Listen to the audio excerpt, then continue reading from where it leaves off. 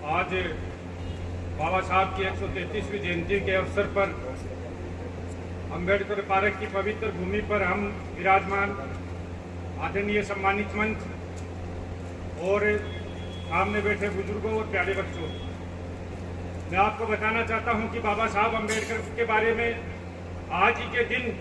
1891 में एक ऐसे शख्स ने जन्म लिया था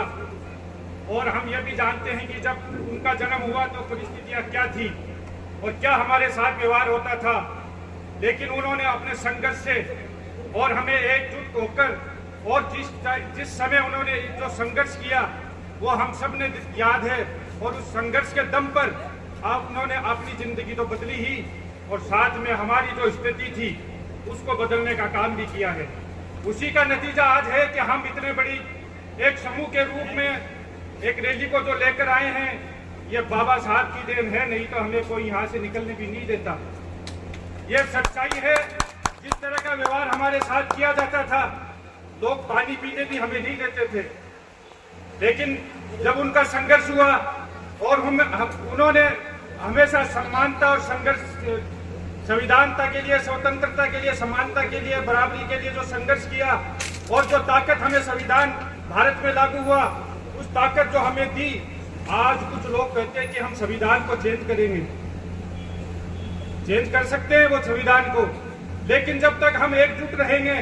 इस लड़ाई को मजबूती से लड़ेंगे, अपनी छोटी छोटी कमियों को दूर करके एक रहेंगे, तो किसी की हिम्मत नहीं है कि वो संविधान को बदल सकते हैं। लेकिन इसके लिए हमें भी संघर्ष की राह चलना होगा, उनके लिए संघर्ष हमें चुनना होगा, तब जाके ये बातों से काम नहीं होगा। एक दिन हम एक 14 अप्रैल को एक रैली निकालेंगे, फिर भूल जाएंगे, फिर हमारा भाई किस हाल में है और छोटी छोटी बातों पे आपस में लड़ेंगे, उसको देखेंगे तो ये चीजें हल नहीं होने वाली है। पूरी साल हमें इस जुल्म के खिलाफ लड़ना होगा, तब जाके हमारी ये जो उद्देश्य है, बाबा साहब ने कहा था जो मुझे जिंदा देखना चाहते हो तो आप संविधान को जिंदा रखना, और संविधान जिंदा रखने का काम हमारा दायित्व बनता है, क्योंकि संविधान है तो हम हैं, अगर संविधान न रहा तो हमारा भी कुछ नहीं रहेगा।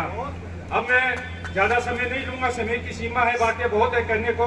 जय हिंद, जय भारत, जय भीम। भाई खालिद जी लंगा ने हमेशा शिक्षा की बात की है, संघर्षों की बात की है। एक बार मैंने इनका संबोधन सुना बकरा मंडी के अंदर, ये अपने जो कौम के लोग हैं, जो हमारे मुस्लिम भाई है, बहनें हैं, माता है, उनको बता रहे थे कि आप नाली मत मांगो, आप सड़क मत मांगो, आप उनसे शिक्षा मांगो, क्योंकि शिक्षा हमें संघर्ष का आदी बनाती है, हमें संघर्ष करना सिखाती है, और जब हम संघर्ष करना सीख जाएंगे तो अपने हक और अधिकार हम छीन लेंगे। हमें मांगने नहीं पड़ेंगे, हम छीन लेंगे, क्योंकि